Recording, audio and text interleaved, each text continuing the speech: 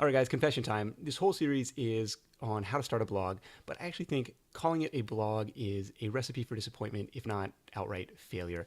To me, a blog sounds like an online diary where you're going to share pictures of your kids, pictures of your pets, or what you did today, what you have for dinner. And if that's all you want to write about, that's 100% fine, and you can still use video number 5 to help get that website set up.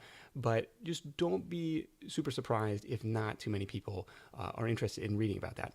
Now, if you're a celebrity, maybe, but if not, and if you eventually want your site to make money, don't call it a blog.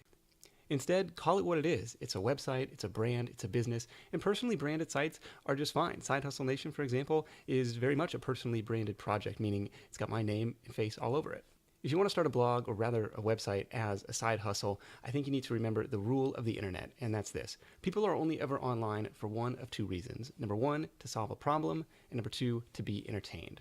I call this your reason to exist. What's the point of your site?